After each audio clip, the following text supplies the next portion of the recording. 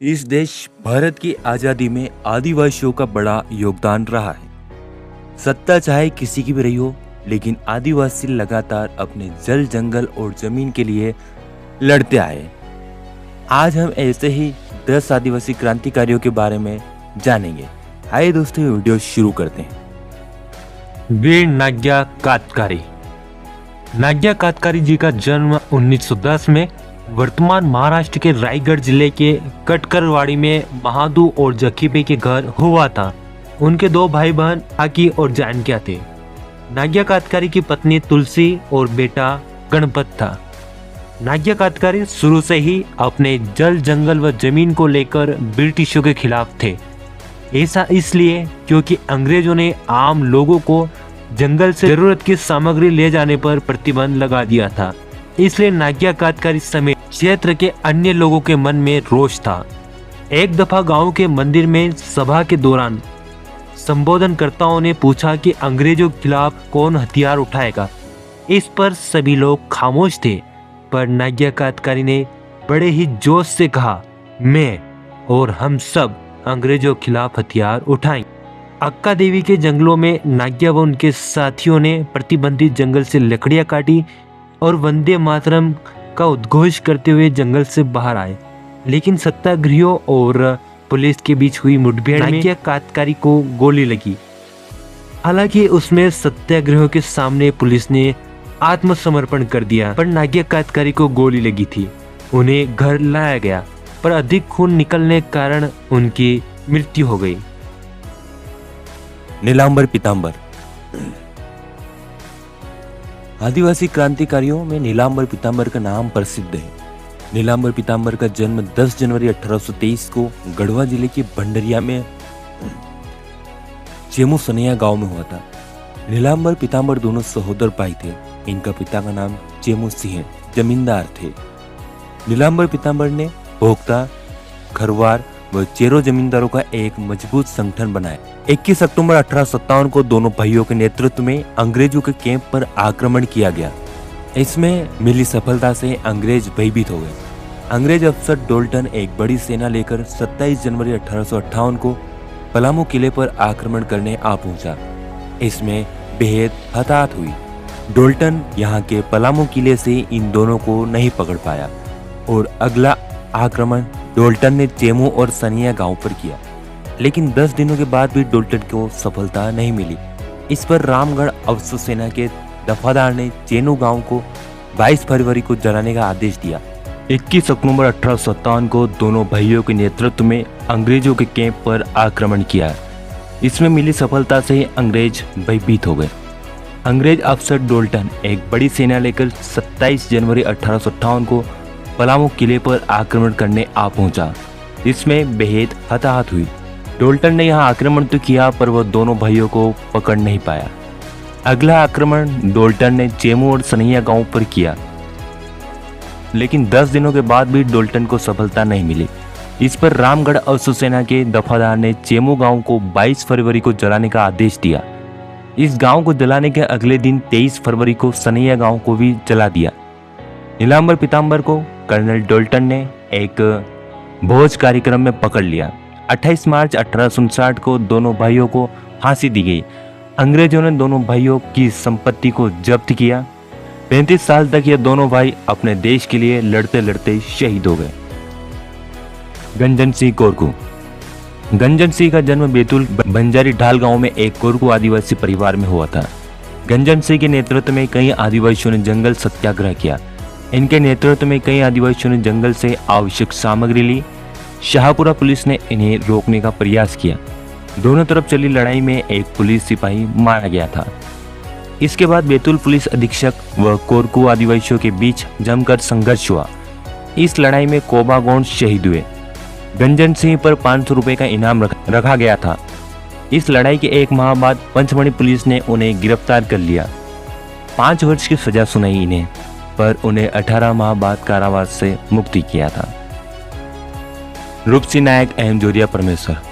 रूपसिंह नायक का जन्म 1815 में जम्बूगोड़ा राज्य के नाथपरे गांव में हुआ था। इनके पिता गोबर नायक एक वंशानुगत जमींदार थे। रूप सिंह नायक व जोरिया परमेश्वर ने मिलकर 1838 से 1868 तक बारिया, छोटा उदयपुर, जम्बूगढ़ा और गोधरा में अंग्रेजों के खिलाफ लड़ाई लड़ी। उन्होंने सामाजिक क्रांति में अपना महत्वपूर्ण योगदान दिया। रूप सिंह व जोरिया ने अपने दल के साथ 2 फरवरी से 14 फरवरी 1868 तक लगातार स्थानीय जमींदार व अंग्रेजों के खिलाफ लड़ाई लड़ी। इसमें 9 आदिवासी युवक वीरगति को प्राप्त हुए। 12 अप्रैल 1838 को रूप सिंह को फांसी दे दी गई। जगन्नाथ पातर। जगन्नाथ जी का जन्म 27 सितंबर 1744 को पूर्वी सिंहभूमि जिला झारखंड के दामपाड़ा में हुआ। वे भारत के प्रथम क्रांतिकारी थे। उन्होंने चुआड़ विद्रोह का नेतृत्व किया। 1766 में मेताल प्रेसिडेंसी में ईस्ट इंडिया कंपनी खिलाफ विद्रोह करने वाले पहले व्यक्ति थे। जब ईस्ट इंडिया कंपनी ने पहली बार 1765 में बंगाल के जंगल महल जिले से राजस्व एकत्र करना शुरू किया, तब वहां के आदिवासियों ने विद्रोह कर दिया।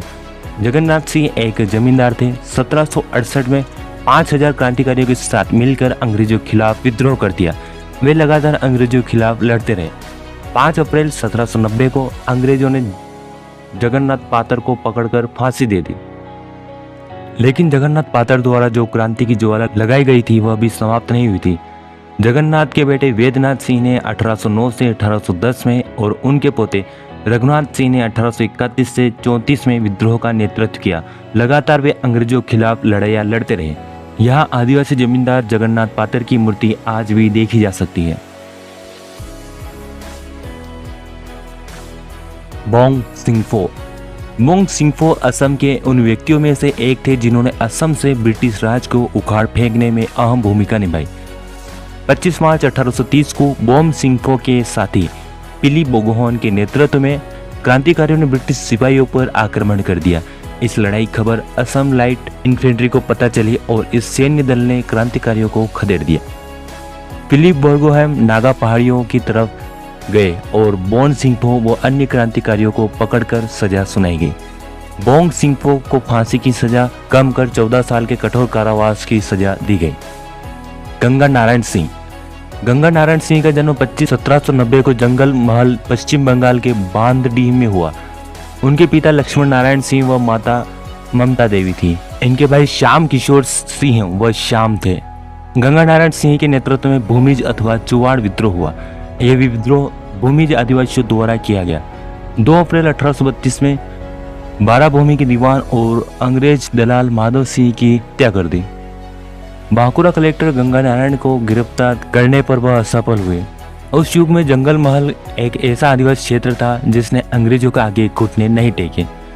बंगाल, बिहार, झारखंड व उड़ीसा के आदिवासियों ने अंग्रेजों को कड़ी चुनौती दी। आदिवासियों से लड़ने बैरकपुर छावनी से एक बड़ी सेना भेजी गई, पर आदिवासियों के आगे यह अंग्रेज सेना हार गई। इस क्षेत्र के अधिक आदिवासियों के सामने अंग्रेजों को कई कानून वापस लेने पड़े।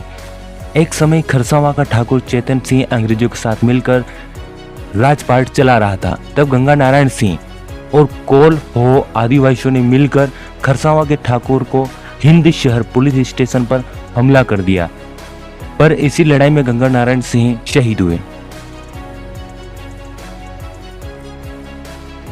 कोमराम भीम। कोमराम भीम का जन्म 22 अक्टूबर 1901 को तेलंगाना के हैदराबाद में हुआ था। वे एक गौड़ आदिवासी थे। कोमराम भीम और अल्लूरी सीताराम राजू पर RRR फिल्म बन चुकी है। कोमराम भीम मरते दम तक अंग्रेजों के खिलाफ लड़ते रहे।